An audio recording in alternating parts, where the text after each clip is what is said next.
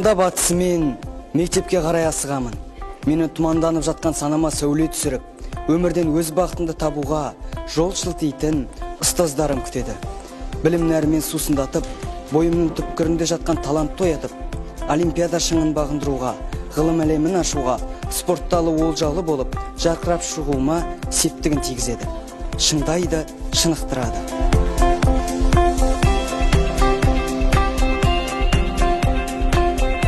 Алтын ұямда асхана бар. Мұнда мен өз достарыммен бірге дәмді тағам жеп күш қуат жинаймын.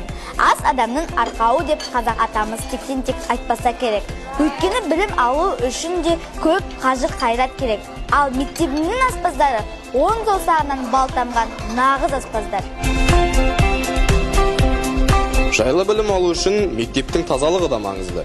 Мен қоңырау уақытында, бос кездерімде дәліз бойында демалғанда, қосымша кітаптар оқығанда, сынып бөлмесінде мұғалімнің дәрісін тыңдағанда өзімді ыңғайлы сезінемін. Өйткені білім ордамыздың тазалығымен айналысатын жандар бәрін реттеп қойған. Сондықтан барлық қызметкерге алғыс айтамыз. Шабыттансан жетелер алыс қарман, кездерің жоқ жеңістен қалыс қалған.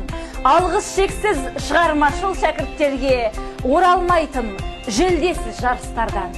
Түрлі шығармашылық байқаулардың халықаралық, республикалық кезеңінен жеңімпаз атанған 75 шәкіртімізге, болашақ ғалымдарым, өрендерім, жеңісіңе куә боп кемелдендім. Алғысым бар айтатын аласармаң, нұр жаусын талабыңа деген менің. Халықаралық, республикалық деңгейдегі түрлі ғылыми жобалардың зерде конкурсының жеңімпаз атанған 99 шәкіртімізге, шеттерінен білімді ғажаптарын, таусуындай тассын талаптарың, білімнің әлем шығын бағындырған, алғыс айтам талмасын қанаттарың.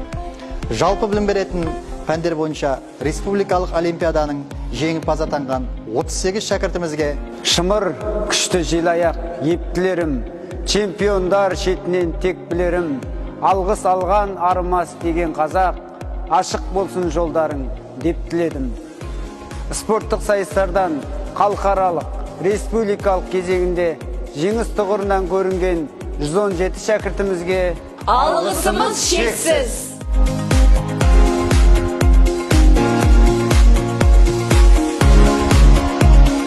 Мектеп тарихында 9 жылдың ішінде алтын әріптермен жазылуына сүбелелес қосқан майталман мамандарыма, шығармашыл шәкірттеріме, ойы орамды оқушыларыма және қызметкерлеріме айтар алғысым шексіз.